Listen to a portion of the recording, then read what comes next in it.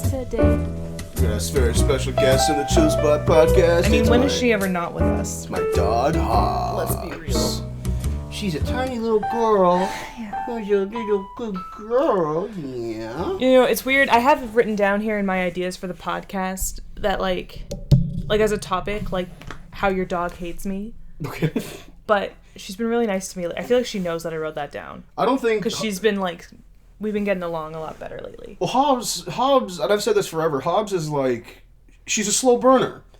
You have to get your relationship with Hobbes. See, this is why I don't... She's not like any other dog. Want to hear shit from people who don't like cats about how cats are so standoffish and like not like dogs who will just like run up to the door to come see you. It's like you have to build a relationship with dogs too. Well, yeah, when you adopt a dog, you have to wait for them to adopt you back.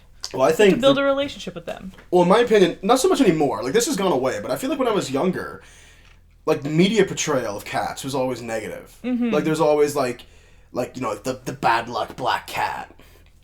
Or, like, Catwoman, who's, like, a thief. Like the movie Cats and Dogs, the cats were the enemies, and the dogs were, like, the superhero spies. Exactly. Which is, I don't know if I've said it on the podcast before, but, like, that was the first movie that I ever saw where I was, like... Ever saw? No, the first movie I ever saw was Tarzan, but the first movie I ever saw where I was, like... I don't think this was a good movie. You know when you're a kid and you're just like, we're just going to go to the movies. You're like, great, the movies. Yeah, it's a movie. Like, how'd you feel about that movie? I loved it. It was a movie. Yeah, of course. Cats and Dogs was the first movie I saw where I was like, maybe some movies are better than others, and that movie was not as good as other movies. But in that movie, like, cats are the antagonists. They're bad, They're evil. They're trying to take over the world. Yeah, exactly. And that's just not the case for cats. Well, it's like, I feel like with Sam's cat, Apollo, who, granted, like, I've gotten on better terms with Apollo as of late, because I've just been, like, leaving him alone. I walk up and I give him some scritches, and then he gives me a look. There's a certain look he gives me, and he's like, okay, dude, like, I let you scratch me, like, back off. I have noticed... And I walk away. I have noticed there are periods of time where, like, I won't go looking for Apollo as soon as I get home. Right. And... For like a couple days, and in those days he is nicer to me. Well, he comes to find you. Yeah, exactly. Like those are the days where he comes up to me when I get home through the front door after a couple days of leaving him alone, and he'll sit on my lap and purr and ask for scritches and stuff. Yeah. Whereas, like, if I have been bothering him lately, if I've been picking him up a lot, if I've been fucking with him, like, not like abusing him, but just like, like, you're gonna grab him by the tail and you swing him around like a mace. No, never. I don't. I don't do that. I walked into Sam's house and she picked up her cat. I don't do that. I was like, Cam, think fast! And whipped Apollo at me by her tail. Cameron's being facetious. I don't abuse my cat. I walked into Sam beating the shit out of Apollo. I love my cat so much. Please don't. I saw you put Apollo in a grocery bag. I love my cat. And then hit him on the ground a bunch of times. I've wanted him for so long, and he's finally mine, and I love him so much. He's a good boy. He's a good cat. But, I mean, he's a total piece of shit. Yeah. But he's a good cat. He's a little shit for brains. I haven't always said, but I've said a couple of times, like, so the way that I got Apollo was that, I made a Facebook post. I hadn't had a cat. My first cat, Ginger, the first cat I've ever had, died in my first year of university when I was at Ryerson. R.I.P. Ginger, the real one. Yeah, and ever since then, like, I was like, Mom, when can we get another cat? She was like, no, never. One day, I just had enough, and I made a Facebook post, and I said, like this status if you think @CindyMercury should cave and get us a cat. Right. And 50 people fucking liked it, and like 15 people commented on the post, and Mom was like, all right, I've actually been thinking about getting a cat for the longest time. And I was like, exactly! Mom! Exactly! And my cousin Kelly made a post, because my cousin Kelly loves animals and is friends with people who, like, live on farms and stuff. And she made a post about a barn kitten who had needed a home. And I guess she told my mom this later, but she didn't say this in the post. Apollo was a kitten of a barn cat, and he wasn't getting fed by his mother. Like his siblings were like pushing him out of the way, and he wasn't getting his mother's milk. He was the runt. Yeah, he was the runt of the litter. He wasn't getting his mother's milk. So the farm boys, being farm boys, were going to take a shovel to him because he wasn't good at being a cat. I hate that expression. So like literally, they were going to like hit him with a shovel. They were going to hit him with a shovel. I know. So my cousin's friend was like, absolutely not, and took him home. But she has a small farm of her own. She doesn't need any more animals. Yeah. So, especially with how Apollo turned out to be. Yeah, so Kelly made a post saying, like, this little guy is looking for a home. He's free to a good home. Like, he doesn't have his shots or anything, but, like, he's completely free. And he was a little kitten, and he had these, like, sky blue eyes, this little orange boy. You got Apollo for free? Yeah. Well, I didn't know that. We had, I mean, like... Usually the way adoption works is either the cat is free, but you have to pay for the shots. Like, he has no shots, or like, right. And that's a couple $100. Hasn't been spayed or neutered or anything like that. So you have to do that, or like you pay an adoption fee and they're already spayed and neutered. That's what the adoption fee covers. So either way, you're paying relatively the same. You're paying a lot of money for this animal. Yeah. Well, dogs are expensive. Hobbes is expensive. Exactly. So she was like, he's free to a good home. And I actually had it in my mind that we were going to get an adult cat because adult cats need homes so bad. Adult pets just need homes so badly. Definitely. So I wanted to adopt a nice adult cat, and I thought it would go over well with my mom because my mom already was kind of like on the fence about it. She doesn't like pee. Ginger, as he got older, was like peeing in the house because he was incontinent. And she hated that. So I was like, an adult cat is like the worst. Exactly, by the way. exactly. Like, it smells terrible. It smells terrible. Horrendous. So an adult cat would be litter trained. You know, he would have his little routine. You basically just have to give him a good home for him to like hang out in. So I was like, let's do that. And my mom was like, but what about the one that Kelly posted? And I was like, listen, I was going for an adult cat because it's an easier sell. If you want a kitten, I am not mad at getting a whole kitten. Yeah. A new baby. I am fine with that. I was just trying to... I thought that would be the easiest one to convince you to get as an adult cat. But like, sure, fuck it. This cat needs a home. Yeah. This cat is a rescue. Like, you know, he's not gonna be doing so hot. And he was so if we don't save him. So that's how we got Apollo.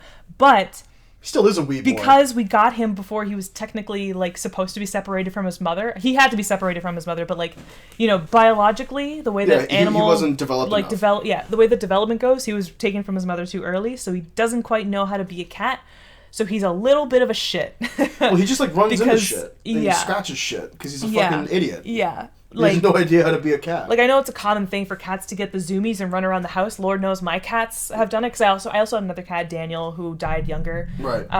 Of natural causes. Because you're making jokes about me putting cats in plastic bags, and I just need to know that I did not do that. He was a very sick cat from the jump, and he just died young. Sam put Paul or Daniel in a blender, and then drank him. Okay. Afterwards, had a cat smoothie. All right.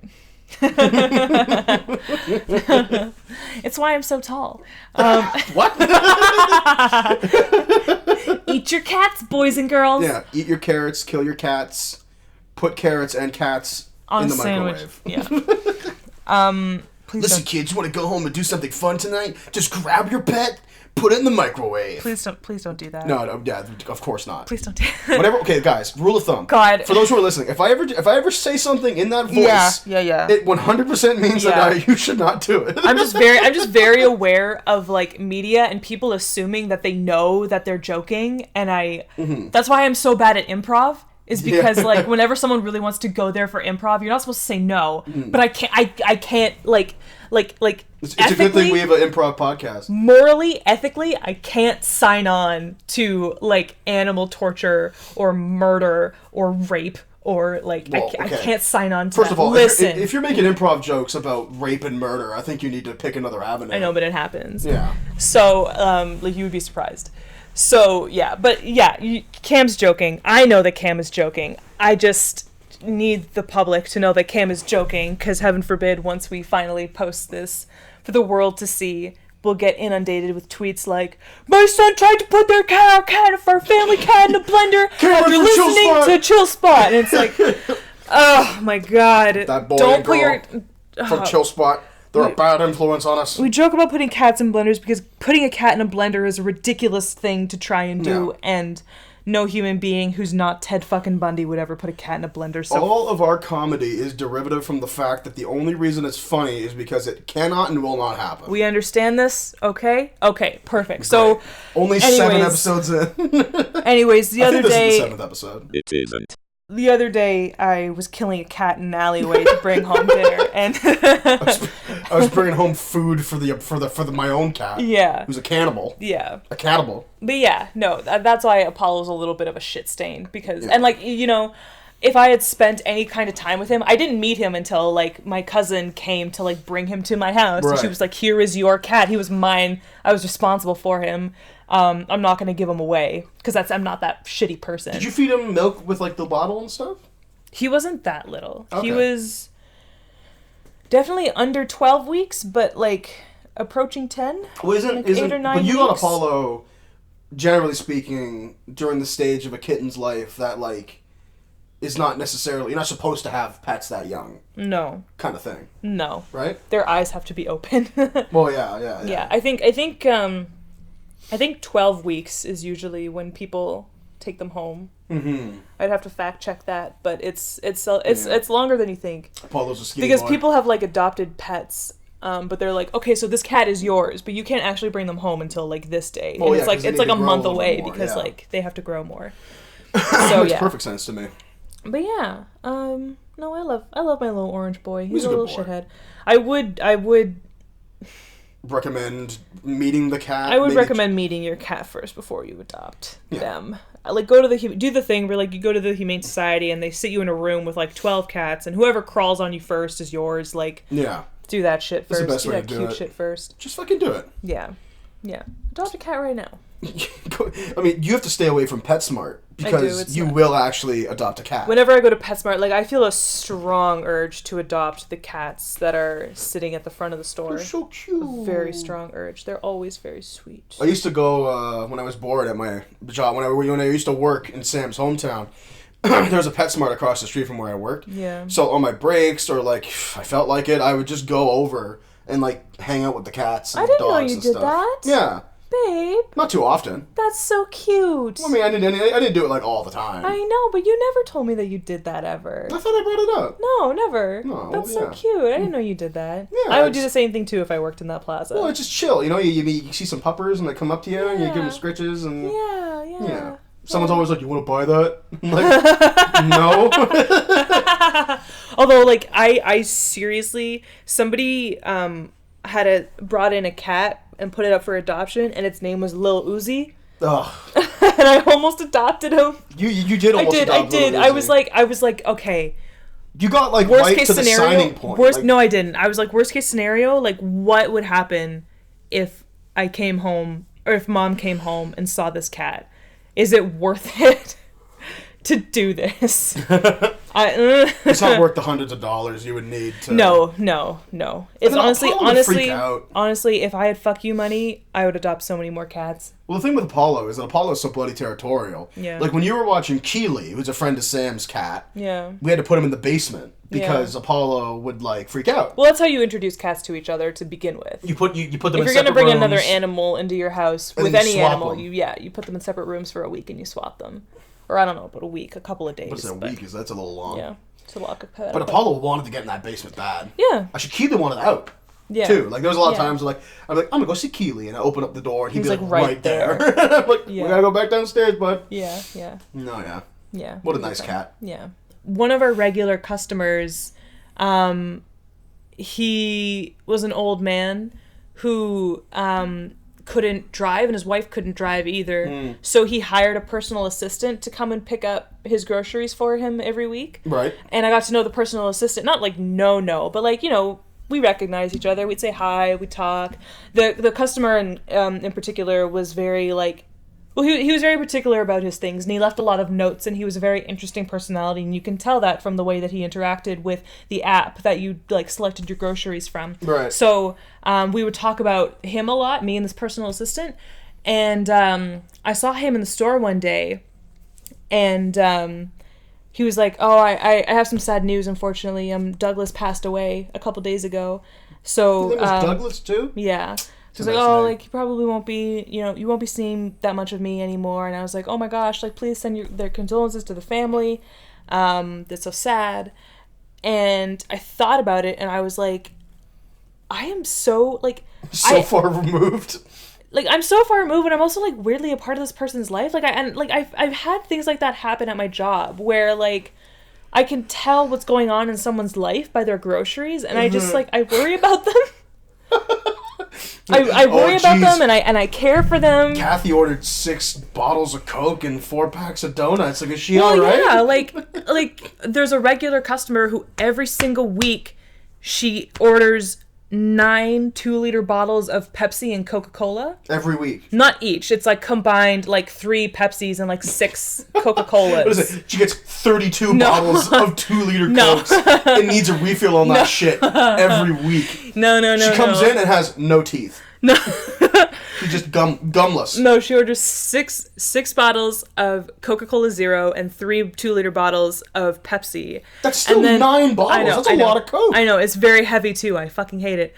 But, and then you go take her groceries out to her, and there are 2 gigantic hockey bags in the back seat. And I'm like, oh, she has, like, sons and, or kids, athletic kids. She probably has parties. Pardon my gender binary, but she has, like, 2 athletic kids who go through a lot of pop. Okay, cool. Maybe they, like, they have, like, snack time, you give them pop, and you're like the cool parent who brings popsicles instead of orange slices. Like, it's like, okay, so you buy 9 bottles of 2-liter bottles? Yeah. You buy 9 2-liter bottles of cola every week. Mm-hmm. Every week. Because your kids drink it. Blow through, yep. Or like your family.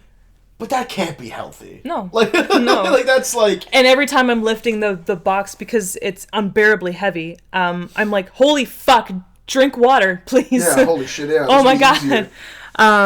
There was another time where a customer who I know always gets a super mega pack of diapers asked for pull-ups, like good nights, and I was like, oh my god, they're growing! It's getting so big. I'd never seen this kid before in my life. I was so like weirdly, like I'm like I know things about these people's lives, and like they kind of know me a little bit too. Like I have a regular customer, Cam, who like. I saw him before Christmas, and then after Christmas, I told him about how your mom really wanted Michelle Obama's book for Christmas. Yeah. But your dad was having a hard time locating one, and he felt like a dumbass because like he couldn't find the one thing that your mom really wanted for Christmas. I'm fucking fine. And then the same customer came back after Christmas and saw me, and he was like, "Oh my god, like how did that turn out with like your boyfriend's dad in the book? Did he ever wind up getting it?" And I was like, "What the fuck? You remembered that to me? What the shit?" Like. Clearly, that's just him being courteous, which is nice. But it's like, I would like to imagine, like, this guy goes home. We went to Cuba, and, like, I told him about Cuba, and then, like, the first time he saw me afterwards, he was like, how was Cuba? And I was like... But do you think oh my god, you remembered. Do you think that guy, like, went home, and, like, the whole week was just like, I gotta fucking know. how did that turn out? Yeah. Like, I gotta know the ending. The end of the saga, yeah. You come home, and it's like, how did that work out with your boyfriend's dad? And it's like, oh, he died. He got in a fight with another husband over the last copy of Becoming Michelle Obama, and he was beaten to death in an Indigo. I heard about a murder at an Indigo. Was that your boyfriend's dad? Is he okay? Oh yeah, he's fucking dead. R.I.P. Dad. No, but it's like it's nice. It's like it's weird because I've never, like, I've worked at stores where I had regulars, and you're just kind of like, oh yeah, hi. But I've never, like, actually bonded with any of them before. But just in, like, doing this very, like, these are people's groceries, I've always said, I've worked at every place I've worked, I've never been selling something that you necessarily need, Right. You don't need froyo, you don't need ice cream, you don't need to go to Party City and blow $8 on, like a pack of colored napkins. I mean, that one woman did. She really needed to. The Teal Balloons lady, yeah. Watch our Shovel Knight playthrough if you want to know about Teal Balloon lady. But, I've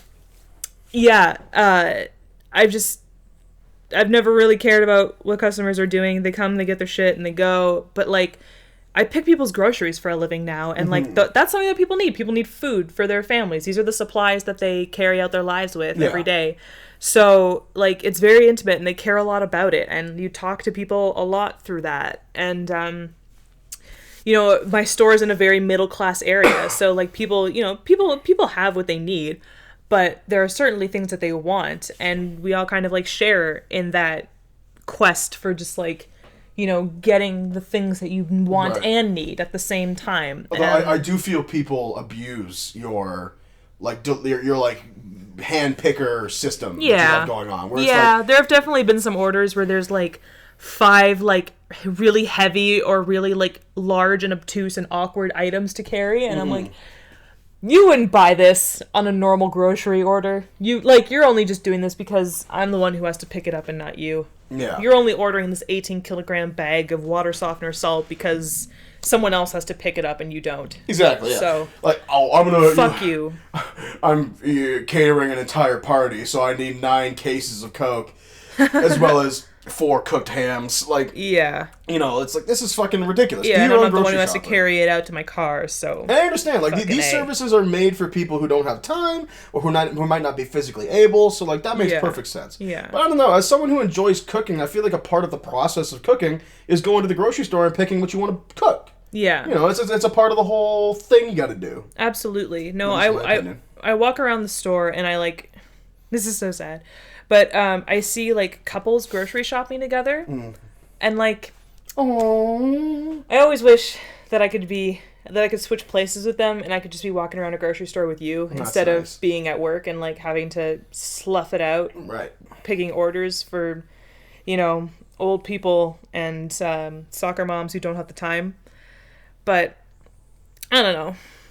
Everybody's got their own shit to deal with. Some people just need the break that comes with having something done for you. Right.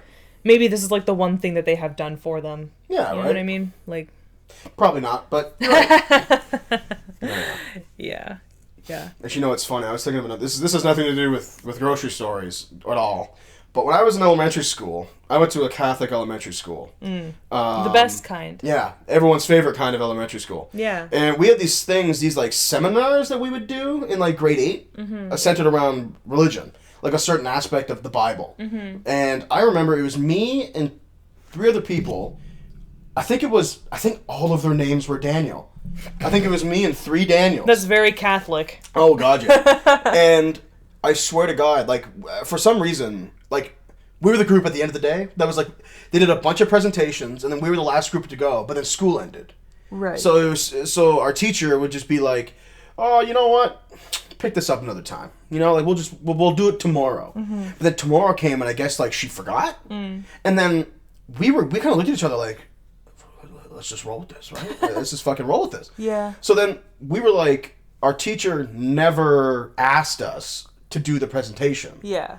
But then the last day of school, I swear to God, she planned this. Oh my God. The last day of school, she goes, so you guys gonna do your presentation or not? Oh my God. Just like seriously, like 15 minutes, like I'm talking like last day before summer break, with like 15 minutes to go, she just sprung this on us. You were like almost free for the entire year. It's like we did the presentation and then she like chewed us out because it was bad. And then it's just like... We planned this like 6 months ago. Yeah. And you never asked us to do it. Also, it's like, okay, so at the same time, like, do you really expect... How old are you in grade 8? Like 12, 11, 13 maybe? 11 or... 11. No. 11 or 12. I was 12 like in grade 13, 8. 14, I think, in grade 8. No. Because you're like... Maybe my numbers are fucked up because I'm a January baby. No. But I was like 14 going into grade 9. Or I turned 14 in like grade 9. So I was like 13. You can be 14 in grade 9. Yeah. But like, it's usually 12, 13. Yeah. Anyway, no 12 or 13-year-old is going to go to their teacher and be like, hey, we have to do a presentation. Yeah. We're going to do it. But if the teacher at any point during the year was like, oh, we should do that presentation. Yeah. Like, we would have done it. Yeah. But no, she was conniving. Yeah. And a sneaky bitch. And, yeah, you fucking heard me. Sneaky bitch. And at the last day... Why would you bother? Well, because I had terrible Why would you teachers. bother? And also, like, obviously you remembered, because... Did she say it the way... Okay, did she say it the way that you're saying it now? She said it the way I said it. Are you guys going to do this presentation or what? Yep, that is exactly how I remember. It's been burning my brain. As if, like, it was on you. Yeah. To be like, excuse me, miss, I have a presentation that I would like to do. Like, she's not, I don't know, the fucking teacher. You don't know that 8th graders don't want to do anything that you tell them to do? Like... Yeah. Do you have any group project horror stories? Group project horror stories. Let me think. I take that as a no. I always lucked out with group projects, actually, because You're a piece of shit. Shut up. I learned very early on that that I should just sign up to do what I know I can do. Right. And therefore, I am both a person who participates, and I never wind up doing anything hard. Yeah. That's true. And I lucked out for the most part with people. It's either like I carried the whole thing, but the presentation was like small enough that it really wasn't a big deal, or I got lucky and people carried their weight. Right. Maybe it's because people are scared of me without me telling them to be. But that's weird. It's a strange thought. No, I looked at with like partners and group projects and stuff like that. I always did fairly okay. Wow. I remember one time my grade 12 English teacher, he wasn't mad at me. He kind of just joked, but like he had to install a rule to switch up the groups a little bit because like he assigned a group project. Oh no, this was grade 11. He assigned a group project, and it was me, my friend Emily. Like Emily? Yeah, Emily. Some of my other friends who I was friends with in high school, I forget who was in my grade 11 English class, my friend Logan, who was very smart, and a couple of my other friends, and I didn't like realize it at the time, but like we were all just the smart kids in class who gave a shit. So when we all banded together, all the like burnout kids were left to just like sit to just like fight amongst themselves. Left to drink 2-liter bottles of Coke in the morning. Yeah. And then go home. And play Call of Duty for 9 hours straight. Sorry. It's just like I never thought of that as like a universal thing, but like there were those kids who would buy like a 1.5 liter bottle of like Dr. Pepper at like 9 a.m. and fucking drink it. Drink that because shit. They were old enough, like they had their own money, and like their parents didn't give a shit about what they did in the morning, so they would go to the convenience store and like buy a bottle of pop and like drink it at like 9 a.m. Their parents didn't give a shit. Full stop. Oh my god. That's just any kid. And they would just like hang out on the smoke pit and wear the same zip-up hoodie every fucking day. And just like come in reeking of cigarette smoke with their like 1.5 liter bottle of pop. Damn, I was thinking like elementary school, like sip it through Canada. That's cool, I guess. Yeah. That's funny. Did your school have a pit? Yeah. Yeah, we had the pit. Yeah, we had a smoke pit. It's funny. I had It had its own culture. I never went near it. No, well, our pit was. Actually, I'm gonna finish my story first. Anyways, okay. We assembled this group for this group project, and parent-teacher night came, and my parents were talking to my grade 11 English teacher, and he was like, "Yeah, Sam is one of my strongest students, and I had to make her work with other people because." She corralled all the other smart students into one group, and it was a shit show because all the smart kids gave a shit, and then there were just like these two other groups of like not very smart kids. I have a funny group presentation story where me and Steve, a long-term buddy of mine, who we went to the same high school together, obviously. We were in our world studies class, not religion, just like world history is what it was called. I remember what it was called. It was called world history. And I loved world history. We did a presentation about the Sandinistas. Okay. Who was like a group in, oh God, Mr. Savage would kill me because I don't remember. I want to say like Brazil's not right. I'm gonna look it up right now. Anyway, we did a project about the Sandinistas. It's a group. It's like a political group. Anyway, Sandinista. Steve and I were like, yeah, we got all this info. Let's just... Nicaragua. There you go, Nicaragua. A socialist political party in Nicaragua. There you go. And, yeah, that rings a bell now, Nicaragua. Yeah. So, me and Steve were like, well, we have all this info. Let's just do an oral presentation. And then we get into class, and the first 4 kids who go bust out, like, PowerPoints, fucking graphs. Oh, no. Fucking charts. Like, custom charts that they had made. Oh, no. And me and Steve were like, we were just going to talk at the front of the room for a little bit. Oh, no. So what we did is I busted out I had a Mac in high school, right? Yeah. So I busted out my laptop and opened it up because I used to take notes on it. Yeah. AKA I used to play Mario Party with my, what I used to do. I'll say that in a minute, but, you bust out your laptop. And I pulled up PowerPoint and just started ripping together a PowerPoint presentation. And Steve, I guess, also had his laptop at the time. And, or maybe he was on his phone. He was like, dude, I found this video. Put it in the PowerPoint. He Facebooked me. Sent it to Facebook. And I put that in the PowerPoint. And then I was finishing the PowerPoint, walking up to do the presentation. Oh my God. Just I could never. Plug it away. And then we did the presentation and got like a fucking 89. Oh my god, fuck you. We pulled that shit out. You clowned the system. We clowned the so system much hard.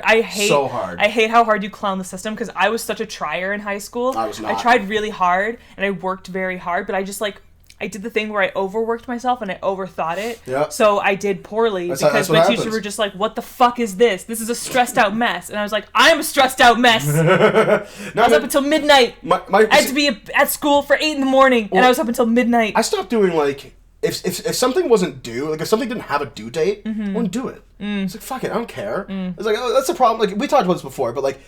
Kids and students have a poor relationship to homework because when I was in elementary school, what homework was like... It was like a worksheet. Well, no. What homework was when I was in elementary school was like, oh, we didn't... I wasn't good enough of a teacher to get through all of the curriculum today. Okay, well, that's a hard So, thing to do. I'm being harsh. I had a very poor elementary school experience. Yeah. I had lots of good teachers growing up.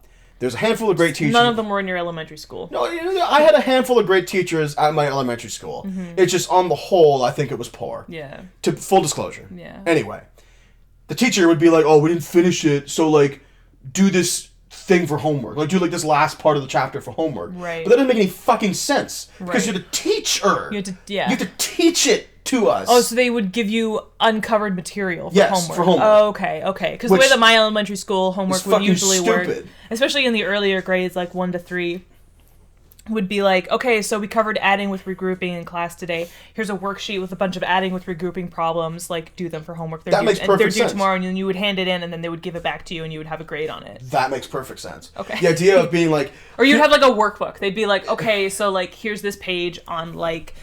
contractions, and then like here are more exercises in the back of the book with contractions in them. Do this page, right? And like we'll take it up tomorrow as a class. Yeah, because that is what homework should be. It's like, here's what you learned, and here's how you apply it. Yes, because that's how you fucking learn. Yeah, like that makes perfect sense. But my teachers didn't do that, so I always had a really poor relationship to homework. Right. Of being like, it got to the point where I was like in grade 8. And I'm like trying to teach myself something that I just didn't fucking understand, and I'm like, "Fuck all this! Yeah, why would I do this?" Yeah, and then what I realized in grade 9, and then got me through all of grade up to grade 12, which then later ended up fucking me in university. Yeah. Was that you learn that elementary and high school is just a show game, where it's like you show teachers what they want to see, and you'll get good grades. You don't actually have to know anything, which is inherently why I think high school is inherently flawed. Yeah. The school system as a whole is inherently flawed, in my opinion. But that's a huge conversation. I can never figure out how to like game the system. Like I had friends who were like, "Oh, essays aren't that hard. You just make shit up." And I'm like, "How do you make up points?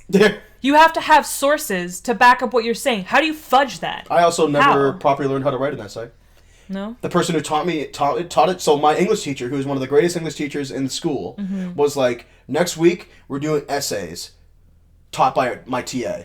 Oh, okay. Taught by like the person, the student teacher, like the college student teacher. Yeah. And it's like, the one who's in teachers college. She's probably a great teacher now. Yeah. But not when she was learning how to be a teacher. Grade 11 English is really important. You need grade 12 English to get into 90% of universities and colleges. More than 90% in Canada. Yeah. Like, it's just you need to have a good grade. Yeah. So, and I don't know about you, but my grade 12 English was pretty much all essays. Yeah. Like, there was like 4 essays. Yeah. I didn't have as many essays, but I definitely had to write essays. So I was taught by this student teacher who just didn't do a good job. Okay. So like up until I had to actually like sit down and teach myself how to properly write an essay, and seriously in like second year university. Like that's how long I got. When it got to the point where I was like, I don't know how to fucking do this. I wrote my first like proper essay in grade 11. I wasn't good at it. I was trashed at it. I still don't really fully understand it. You wrote your first essay in grade 11? Yep. I wrote my first essay in grade 8. What? Yeah. I mean, okay, let me get this straight. I wrote papers, that's for sure. Yeah. I did not write essays. I didn't have to... Well, I guess they called it essays. I don't know if it follows like the fucking... In grade 11, my English teacher was like, we're going to do the stuff that they will expect you to do in university. You're going to find sources, cite sources, like... No, I remember I used to do really well on papers because I would make jokes. And, like, that shat the bed when I wrote like my first essay in grade 11. You're not supposed to be funny on essays. Exactly. Learn that the hard way. Yeah, like that was my first essay where it was like, you need sources. This is how you cite a source. And they taught you about like the sandwich theory. It was like the analysis. 5 paragraph like intro, 2 bodies, and like a conclusion, like essay. What's Works the name? cited at the end. What's the name of the essay format? MLA. Thank you. Yeah. I knew it was I mean, there's different, but the main one, the most popular one is MLA. MLA, yeah. Yeah, the one used in English class is MLA. History is Chicago mostly. What's that? Chicago style. I've never written a Chicago style essay. It's really stupid. It seems stupid. Yeah, it includes like footnotes and shit. Like, Do you ever have to do an annotated bibliography? Yeah, I hated those. I've never had to do it. I hated them. What do you write that for? Like, does that Yeah, have like I an don't application know. outside of school? There are certain fields that use them. I'm not sure what good they do, because like they're just synopses of like a source.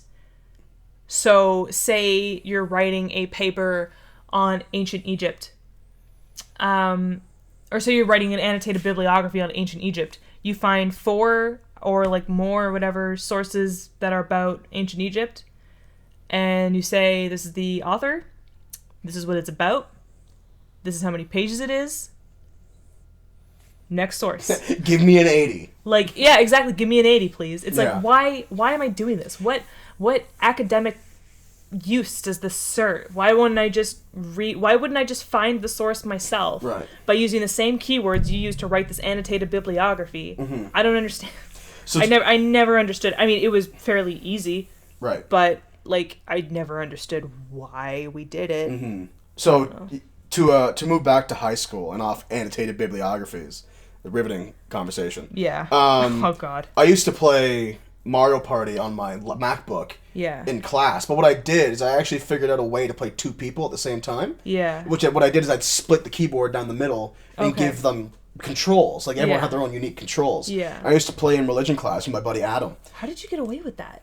How did they not see 2 people like staring at a Mac? You play with one hand.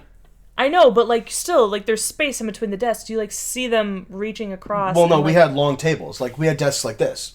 Oh. Yeah. Oh, you didn't have individual desks? Not in high school. We had it in elementary school. Really? No, our desks in high school were like 2 people. Like 2 people desks. Oh. If the class was busy enough, 3 people.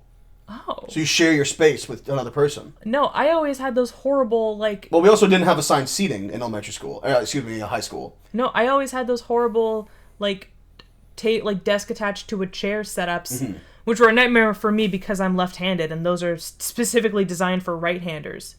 Really? That's awful. Yeah. That's so stupid. Yeah, it's really uncomfortable. But Probably gave me back problems. What we used to do, because there was games in Mario Party where you have to mash, is that we would like pause and wait for the religion teacher to like turn to the board and just like just like rip the keyboard. That's funny. It's probably why my fucking MacBook broke, honestly, so late. Yeah, because you were like button mashing. Just mash the shit out of it. Yeah. No, that was fun though. I have fond memories of that. Me and Steve used to do that in the back of world. I literally said it. World politics. World history. World history. Mm-hmm.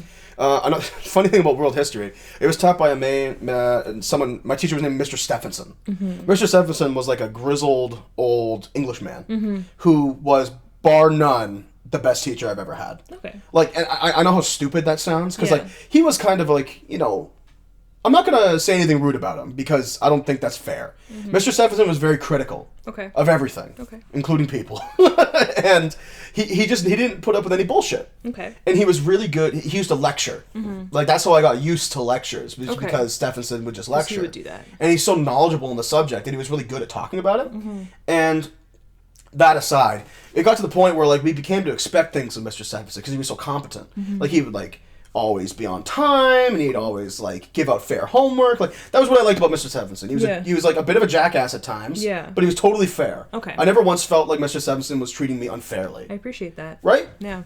So we go to our exam, and I actually studied for this exam because it's a lot to cover with world history and stuff. You also knew it would be fair. So and yeah, that the only way for it to be fair is if you study. exactly. Like Yeah. I have to put in my part Yep. in order for this to work. Yep. So we sit down. Me and Steve sat at the same like long table. So what he did is that if you can picture it at home, a longer table, kind of like a folding table. If two students sit on the backside facing the board for the exams, they would sit on the ends, so you Okay. can't cheat. Okay, so you're far apart. We're far apart on each end of the table. Okay. I flip open the exam, and I was in the habit of reading all the questions before Yeah. I started because I feel like I've heard that's good practice. Yeah.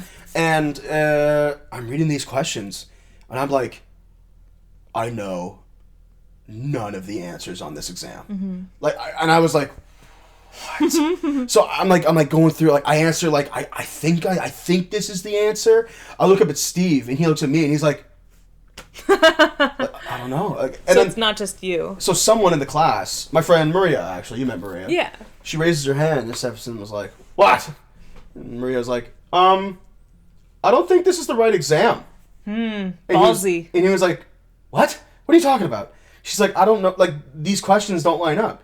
And he walks over to her, and he picks up the paper, and he looks it over and goes, oh, Oh and no! puts it down, collects all of the exams, and goes upstairs to print more exams. Oh my god. He didn't come back for another half an hour. Oh my god, and you're still. Oh my god. He gave us more time. He gave us more time. Good. It was my only exam that day, I think. Yeah. So it was just like, he came back, and it was really funny because apparently what had happened, the reason for the mix-up, was because he hadn't actually finished typing out our exam yet. Yeah. So I guess just in the confusion, he printed out the wrong exam. Okay. So it was really funny. So most of the test, the exam was like formatted and like the right font. Yeah. But the last like 6 questions was just like Times New Roman. Like just like typed out on a sheet. It's really funny. No, I don't think I'll ever forget that. That's so funny. I Oh my aced that God. exam too. Oh man. Did you have a teacher in high school that you were like close with? Did you ever have Yeah, like totally. a Well, I was- a stand and deliver like Oh, totally. this? I guess like your drama teacher. I was in drama. I was in football. Mr. Burnham. I had a very tight relationship to some of the teachers in Gonzaga. Oh yeah, because you were like head boy and like Yeah. you were like the high school fucking quarterback. Everybody loved you. I was not a quarterback. I forget. I wish I could never be a quarterback. Yeah. But yeah, I was. It's weird to think that I was like, popular is not the right word because anyone I went to No, high you were school with is going to popular. be like, yeah, okay, Cameron. Yeah, It's like- no. I feel like people. It's funny. I was listening to Armchair Expert. Not to like mention another podcast. I don't know what the rules of podcasting are on that, but I was listening to Armchair Expert and like Dax Shepard was talking about how like, if the people who we went to high school with listened to the podcast and listened to him talk down on himself the way that he like truly felt about himself, because he was kind of a hot stud in high school. Like he was on the Right. football team and he dated like the hottest girl in school and you know stuff like that. He like did funny things. He was like, man, if people in high school like ever heard me talk about myself this way, they'd be like, shut the fuck up, Dax. You like dated the hottest girl in school. Like true. you had a great life in high school. So like I feel like if anybody ever heard you say that you weren't popular in high school, they'd be like, "Oh, shut the fuck up, Cameron! Like Well, it's 'cause, you you were know, fucking popular. You were like fucking like Percy Weasley with like Fred and Oh. George's personality." Okay, well, first of all, I am nothing like Percy Weasley. No, I'll you take had that. you had the high like authoritative positions in the school. You were very involved in the school. I was involved in the school. I'll say That's that. what I mean. But no, yeah, That's why I say Fred and George's personality, because you Right. were liked yeah. and respected, Yeah, unlike Percy. I was really tight with Mr. Burnham. He's a cool guy. Yeah. Yeah. Well, he's the reason why I want to be an actor on some level. You Yeah. know? Yeah. Did I you never have any really- teachers like that? I had one. Not that she was like super close to me, I guess. I never really because I had a bad experience in grade 2 where a teacher called me stupid. Oh yeah. I likewise had a bad experience in Yeah, grade 2. yeah, it was like straight up abuse. So like I was always very wary of like getting close to teachers and educators. I still am. Whenever I like find myself in something that slightly resembles a classroom setting, like I don't get close to the person who's considered the teacher or the instructor. Right. Just because like it's how I am. But I have a funny story in that regard, but keep going. But I had this teacher. Her name is Miss Kars. I had her for foods starting off, and then I also had her for a couple of other like social studies type classes that I had, Right. or that I took, like psych type courses. I liked those. But yeah, it was funny because like I switched into foods late-ish, like after the semester had already started. There'd been like 2 days of school in the new semester, and I switched into foods. And I walked in, and my first day, like the class had already started, and I was late. But I knew people in the class, so I was like interacting with them and stuff like that. And I was like I gave the boys a lot of shit in high school because they were stupid and because they deserve it. And they deserve it. There were a couple of like preppy like. Let me put it this way. The guy that I gave the most shit to in my foods class is now a white rapper. That is the opposite of what I thought you were going to say. So I thought you were going to be like, oh, he's a chef now. No, he deserved it. He deserved it. I forgot that you grew up in Kitchener. I clocked that shit from a mile away, and he deserved it. Right. So she saw me like giving these like asshole boys shit, and she took a shining to me. Nice. And because they were also like the annoying kids who gave her a hard time. So I'd be like, can you shut up and like let this woman finish her lesson? Right. Or like, you know, like stop giving her shit about like raw meat when you would like give yourself salmonella in a second if you didn't have this person teaching you how to like cook. Yeah. So I always hated like troublemakers like that. Exactly. And I gave them shit. Like I was like mean to them. I was kind of mean in high school, so like I would always give people shit. And she kind of liked that. And she was like sassy, but she was also like one of the heads of the like Christian club at school, which I didn't understand. But she was a very sweet lady. Yeah. And I think she knew my aunt because my aunt Brenda used to work in the school board as a administrative assistant. So I think she like knew my aunt, and we kind of like took a shining to each other through that. Totally hit it off. And I had her for more than one class after that. So we just kind of like grew. And because we took a lot of courses that had to do with like, that's right. I took one of her classes. It was like family living. It was about how families worked. Sure. And we had to like do a project where like we told a personal story about our family, and she like saw something in mine and like my story that was going on. So yeah, we just kind of bonded. She was that kind of teacher who you talk to like after class, and we're friends on Facebook. And she like, oh no way. Yeah, whenever I post something about like my acting stuff, she's like cheering me on and like. That's so cool. Yeah, she's the best. I had a weird experience because I was a prefect in high school. Of those who read Harry Potter, like prefects in Gonzaga were legitimately the exact same. Like they were kids who were given they're hall monitors on crack, more or less. They were kids with a small amount of administrative authority, where like you couldn't like write out like tickets or like punish kids, but like basically if you were a prefect, it was the understanding that you were of the opinion that you want to keep the school nice and you don't want like troublemakers running about and shit like that. Right. Of course, that was never actually what happened, but yeah. So after you graduate high school, they still do these things called Prefect Retreats, where like the kids come and like they have a fun evening, they watch a movie or whatever. Like it's a really fun little game night. Like it's just a good time. They have stations set up around the school where like you go and you play games and you get points, and those games are run by alumni,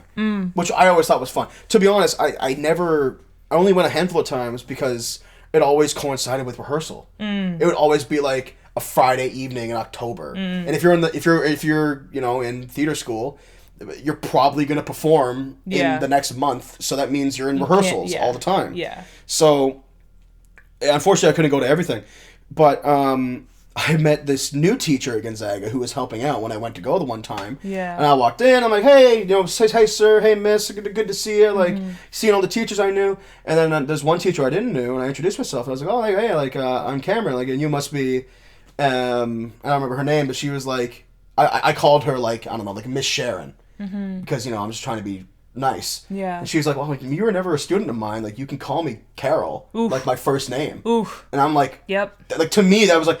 Yep. Whoa. Yep. I've had a couple teachers... That's a strange experience. I've run into a couple of teachers. I actually... I made a really... one of my other favorite teachers in high school... she was Ms. Moore at the time, but she's since gotten married and her last name is different. But we follow each other on Instagram. That's weird. And I made a really gushy post about my mom on Instagram for her birthday, and she made a really nice comment about it, and it was a comment that warranted a response from me. But I was like, what do I call you? Do you call her Miss whatever? I can't call you Ms. Moore anymore because that's not your last. You've gotten married since then. I'm not comfortable calling you by your first name, even though I know it. Even though you know it, and I'm 25. Yeah, and I'm 25 years old. I am not comfortable calling you that. Yeah. But I miss like your new name. Like I don't. I never called you that. So Yeah, exactly. what do I address you as? I think and I just had a small panic attack. So in a student-teacher situation, I would sort of default to what you always called them. Mm-hmm. Like, if I see my guidance counselor, who is also the head of the prefects, I'm going to say, like, hey, Mr. Eagles, like, good to see you.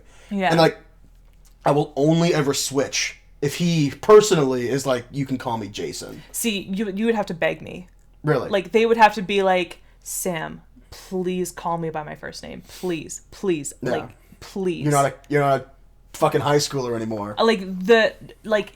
You can't say, oh, yeah, you can call me Dora now. I'd be like, no, I can't. Shut up, Mrs. the Explorer. My tongue...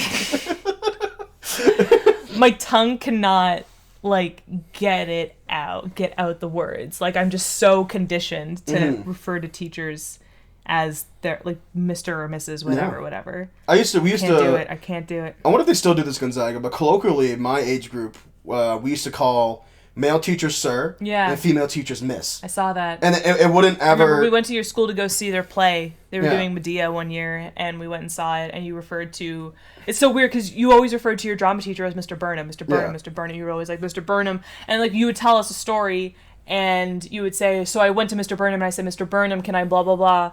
And then, like, I met him in person, and you were like, hi, sir, how you doing? Yeah. And I was like, what? But it's funny, because I remember you reacted to that, and it kind of like, you call your teacher sir? Yeah. And I'm like, well, no, like, it's not like a sir. Yeah. It's like, it's more casual than being like Mr. Burnham. See, that never doesn't sound casual for me. It just, I know it doesn't. Ass. I know it doesn't. My scrappy, gritty, shitty textbook having public school ass. You gotta fight tooth and nail for a number 2 pencil. Yeah, it's like, I called you Mr. Smith today, but like, we'll see how I feel tomorrow. Maybe I'll just call you Cam. The weak kids got number 1 pencils and died from all the lead. Yeah. But no, it was always, because like it was never like sir, yes sir. It was always just like, hey sir, yes sir, what's up, miss? Nope. Like, it's just stuff like that. Still very weird. I mean, that's fine if you think it's weird. It's just not for me. Yeah. Like, it's just the way it always was. Yeah, I get that you like you like casualized it. You casualized it in your experience of like going to school every day, but like from someone outside of that, like on the outside looking in, like it just feels so weird. Well, because that's the thing. Because I guess the difference is that no one asked our group to call teachers sir and miss. It's just something that happened. Like, they were never like, call me sir. Yeah. Because you think about it, because miss is not the equivalent to sir in terms of, like, gendered, I guess, greetings. Yeah. Right? Like, ma'am would be the... I guess, yeah. Because if you're talking about, like, authoritative words. So that's why I don't see the authority in a word like sir in my high school teacher's context. Because I'm always like, oh, that's sir, that's Mr. Burnham, you know? Yeah. That's my drama teacher. Yeah. Yeah. Yeah. Who was your least favorite teacher in high school? God, who did you hate? I used to have a teacher named... We probably shouldn't drop names for this one. I had a French teacher in grade 9. We call her Miss T. Okay. She was like, she was a student as well at first. Okay. But then she got, I guess, hired by Gonzaga to sort of be a teacher full-time, and she was a miserable woman. And to be fair, I took applied French in grade 9 because I needed to just get the credit and leave. So, like, we weren't a good class at all, but she would I remember, I'll never forget this for as long as I live. We had this girl whose name I don't remember, but she went to my elementary school, and she would sleep in class, like, she'd get tired and fall asleep in class, I guess. Yeah. And it was never like a super common thing, but one time she had fallen asleep, and Miss T had gotten up and like was going around the room, and she like kicked the side of her like table. Oh wow! And was like, "Wake up!" Like, and I don't know why, but like to this day, I see that clear as day. Wow! Like, it's just something that has stayed with me forever. Wow! And then she used to do this thing. She had like a little black book that she would write down like indiscretions in, and then just like, I don't know, use it against the kids. Just like, she had like a little burn book that she would use to like fuck with people. How does that shit fly? Yeah.